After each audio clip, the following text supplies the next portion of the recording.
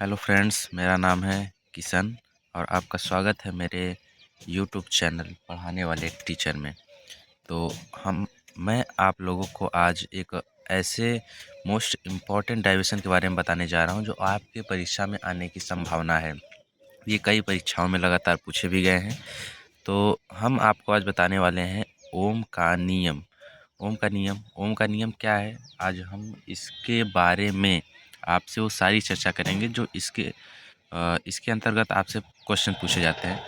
तो ओम का नियम देखिए क्या है कि जॉर्ज साइमन के अनुसार, जॉर्ज, इनका पूरा नाम जॉर्ज साइमन ओम है। इनके अनुसार यदि किसी चालक की भौतिक अवस्था, यदि किसी चालक की भौतिक अवस्था जिसमें ताप, दाब, लंबाई इत्यादि में कोई परिवर्तन न किया जाए, तब इनमें कोई परिवर्तन न किया जाए तो चालक के सिरों के बीच लगा विभवांतर, विभवांतर को हम लोग भी से दिखाते हैं, लगा विभवांतर, उसमें प्रवाहित धारा आई के समानुपाती होता है। अर्थात विभवांतर जो है भी वो समानुपाती है किसके? आर के। ठीक है, तो ये हमारा पूरा हो गया कॉन्सेप्ट। इसके बाद यहाँ पर आइए, आप देखिए ये फार्मूला है, ये चालक तार है, जिसे ये क्या है?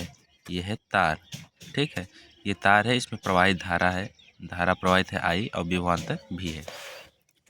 तो यहाँ पर भी अनुक्रमानुपाती, सॉरी फ्रेंड्स, यहाँ भी अनुक्रमानुपाती आई होगा। ठीक है, अब भी अनुक्रमानुपाती आई के बाद यहाँ भी बार जब अनुक्रमानुपाती का सिंबल हटाते हैं तो कुछ नियतांक लिखते हैं। तो ये आर क्या है?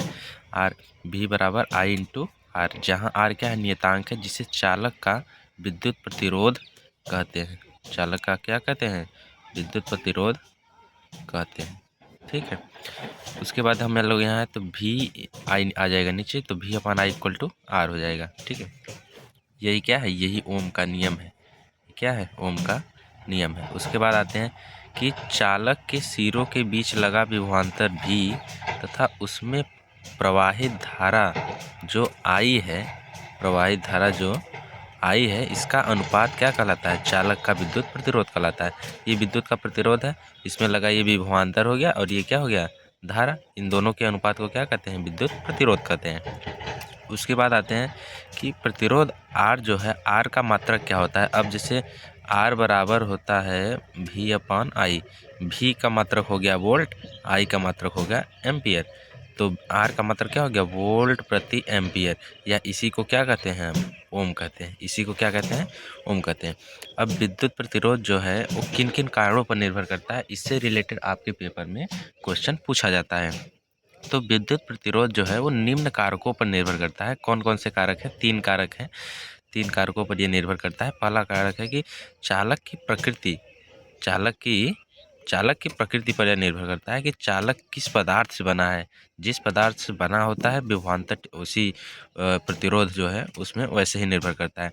और चालक की लंबाई पर, चालक की लंबाई कैसी है? छोटा है, बड़ा है, जैसी लंबाई है। फिर उसके बाद आता है चालक तार के अनुप्रस्थ काट का क्षेत्रफल। जो तार के अनुप्रस्थ काट का क्षेत्रफल है, जैसे मान लो ये है, ये तार के अनुप्रस्थ काट का क्षेत्रफल है, इसे ही तार क्या कहते हैं? अनुप्रस्थ काट का क्षेत्रफल। तो कितना मोटा तार है, किस उसके से जो अनुप्रस्थ काट का क्षेत्रफल कितना है, उस पर निर्भर करता है। अब जैसे आप लोगों को इतना बताने के बाद आपको इसकी फिगर इसका बनाकर बताते हैं। तो ये है, इस पे हम दर्शाते हैं, ये धारा हो गया और ये विभवांतर हो गया। जैसे जैसे धारा बढ़ेगा, जैसे जैसे धारा इधर बढ़ेगा, वैसे वैसे विभवांतर इधर बढ़ेगा। अब जैसे धारा मान लो यहाँ पर इधर से आ गया तो विभवांतर इधर से आ गया, फिर धारा इधर से यहाँ पर आ गया तो विभवांतर यहाँ से आ गया। तो आपको देखेंगे कि जब आप इसे मिलाएंगे तो ऐसे एक ढलान वाली रेखा बनेगी। ये ढलान ही क्या है? इसका आर है। ढलान क्या है? इसका आर है।